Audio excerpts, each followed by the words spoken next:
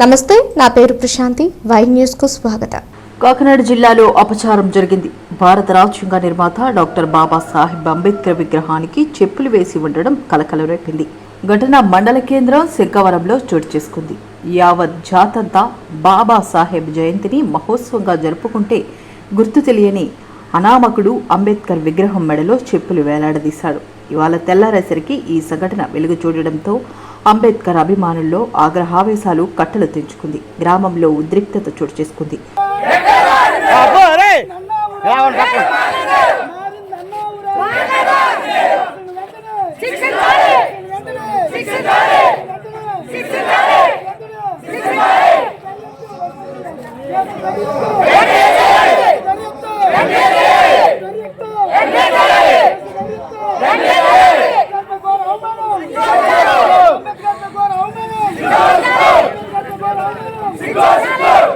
ఘటనకు బాధ్యులను వెంటనే గుర్తించి తక్షణమే కఠినంగా శిక్షించాలని డిమాండ్ చేస్తూ గ్రామంలో ఆందోళనకు దిగారు.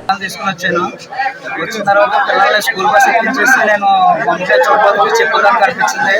నేను చాలా బాధాకరంగా అనిపించి నాకు పైకెక్కి ఫొటోస్ తీసి నేను చెప్పుల దాకా తీయడం జరిగింది. అది నాకు తెలియదు, కానీ నేను చూడలేక తీసేసి నేను ఇమీడియట్లీ మా కమిటీకి ఫోన్ చేసి కమిటీ గ్రూప్ లో పెట్టాను. ఇది నేను ఘటనా స్థలికి చేరుకున్న పోలీసులు పరిస్థితిని సమీక్షించారు. ప్రాథమిక ఆధారాలు సేకరించారు. చాలా అన్ఫార్చునేట్ జరగకూడని సంఘటన ఇది. ఆయనకి ఇలా జరగడం అనేది చాలా ఎంత బాధపడినా ఆయన చాలా దగ్గర మనం కనబెట్టినా కానీ మన ఇది పోదు. చాలా ఆల్రెడీ మన సీసీ కెమెరా వెరిఫై చేస్తున్నాం, చూస్తున్నారు. ఆల్రెడీ రాత్రి 12 to 1:50 మధ్యలో జరిగి ఉండొచ్చు. మన వాళ్ళు 1:50కి ఇక్కడ ఆల్రెడీ కుర్రోడు బండి కూడా ఐడెంటిఫై చేశారు. అంటే 1:50కి 12 గంటలకి మా పోలీసులు వారు ఇక్కడ ఉండి మళ్ళీ ఇంకో విక్రమ్ దగ్గర మండపం వెళ్ళారు.